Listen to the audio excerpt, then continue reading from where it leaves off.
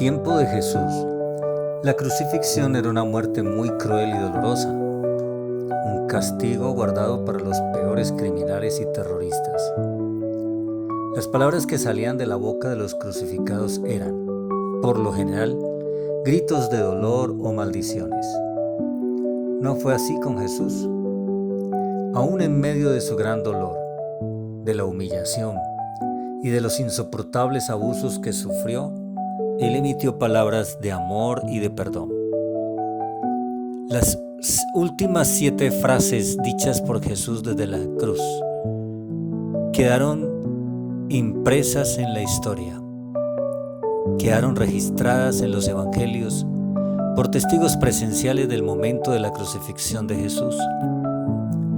El orden en el que aparecen es generalmente aceptado como el orden cronológico en el que Jesús las pronunció. Padre, perdónalos porque no saben lo que hacen. Te aseguro que hoy estarás conmigo en el paraíso. Mujer, ahí tienes a tu hijo. Hijo, he ahí a tu madre. Elí, Elí, lama sabactani. Dios mío, ¿por qué me has abandonado? Tengo sed. Consumado es. Padre, en tus manos encomiendo mi espíritu. La primera es una petición al Padre. Jesús clama a Dios Padre por el perdón de los que lo crucifican. Aún en medio de ese terrible sufrimiento, Él entendía que se comportaban así porque eran ovejas sin pastor, personas necesitadas de un encuentro real con Dios y de su perdón. Jesús también mostró hasta el final de su vida terrenal que sus enseñanzas eran mucho más que palabras. Él vivió lo que predicó hasta el último momento, orando por sus enemigos y sus perseguidores en su momento de mayor angustia. La segunda es una promesa a uno de los 2 que lo acompañaron en la crucifixión. Jesús, crucificado junto a 2 criminales, uno a su derecha, otro a su izquierda. Uno de ellos insultó a Jesús hasta el final. Sin embargo, en un momento dado, el otro reprendió al primero y le preguntó si no tenía temor de Dios. Al parecer, ese segundo criminal se dio cuenta de que había algo diferente en Jesús y estaba seguro de su inocencia. El segundo criminal le hizo una petición a Jesús: acuérdate de mí cuando vengas en tu reino. Con esa petición reconoció el señorío de Jesús y mostró su fe. Jesús le contestó que ese mismo día iban a estar juntos en el paraíso. O sea, le aseguró su perdón y la vida eterna, algo que Jesús podía hacer porque era Dios. Y es gracias a su sacrificio en la cruz que nosotros también recibimos la salvación y la vida eterna. La tercera significa que vigiló por el bienestar de sus amados aquí en la tierra. Jesús aseguró que su madre terrenal, María, tuviera todo lo necesario, aún después de que Él se fuera físicamente. Le encargó a Juan cuidar de María. Juan era uno de sus discípulos más cercanos y estaba presente en el momento de la crucifixión. Con ese gesto, Jesús mostró el amor que sentía por su mamá y la confianza de que Juan cuidaría bien de ella.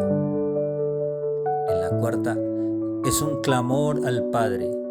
Aquí Jesús cita las Escrituras, específicamente el Salmo 22:1. Por lo general, Jesús llamaba a Dios Padre, pero en ese momento de angustia clamó: Dios mío, ¿por qué me has desamparado? Usando esa cita de las Escrituras para expresar lo que sentía. Ese salmo y también Isaías 53 profetizaban el momento en el que Jesús llevaría sobre sí mismo los pecados de la humanidad, experimentando la separación del Padre como consecuencia de ello. Jesús tomó nuestro lugar en la cruz. Él cargó con nuestros pecados y recibió el castigo que nosotros merecíamos. durante esa separación momentánea del Padre, algo que no es fácil entender con nuestra mente humana, Jesús exclamó esas palabras, clara expresión de angustia. En la quinta palabra expresa una necesidad humana. Según Marcos 15:23, justo antes de la crucifixión, a Jesús le habían ofrecido beber vino con mirra, una mezcla que se utilizaba para adormecer un poco a los castigados y mitigar un poco su dolor. Jesús se negó a tomar esa bebida y ya llevaba varias horas sobre la cruz. Jesús había perdido bastantes fluidos de su cuerpo debido a los latigazos, las torturas y la crucifixión. Luego de estar varias horas expuesto al sol, es normal que sintiera sed. Esta expresión sobre su sed física precedió la próxima frase dicha por Jesús desde la cruz. La sexta anuncia el fin del trabajo que había venido a hacer. Con esta frase, consumado es, o todo se ha cumplido, Jesús anunció a todos que había finalizado la labor para la cual había venido a la tierra. Se puede decir que fue un grito de triunfo, de victoria. Su sacrificio en la cruz nos dio acceso a la salvación y a la vida eterna. Aparte de todos los milagros poderosos que realizó durante toda su vida terrenal, Jesús acababa de hacer el milagro más grande, el pago por nuestra redención. Y finalmente, entrega su espíritu al Padre. Durante su tiempo en la tierra, Jesús buscó hacer siempre la voluntad del Padre. Él, siendo Dios, se sometió voluntariamente a la voluntad de Dios Padre por amor a nosotros. Jesús vino a cumplir con una misión específica encomendada por el Padre y la cumplió hasta el final. Ya podía regresar al Padre. Con esta frase, Él entregó su espíritu y exhaló su último suspiro. Con este último grito, entregó su espíritu al Padre y murió. El Evangelio de Juan explica que Jesús sabía que su misión en la tierra estaba completa. Su obra estaba llegando a su fin y con sus últimas palabras dejó claro que todo había sido sucedido según la voluntad del Padre. Le siguieron a ese momento señales sobrenaturales. En el momento en que Jesús murió, ocurren acontecimientos sobrenaturales asombrosos. El velo del templo se rasga en dos, indicando que tenemos acceso directo al Padre. Un gran terremoto sacude la tierra y parte las rocas. Se abren los sepulcros y muchos muertos resucitan.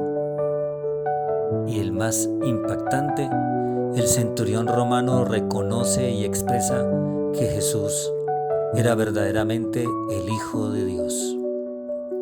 ¿Qué significa para nosotros la muerte de Jesús? No es un accidente, no es una historia espectacular, no es una película que nos impacta. Es el plan divino para la redención de la humanidad.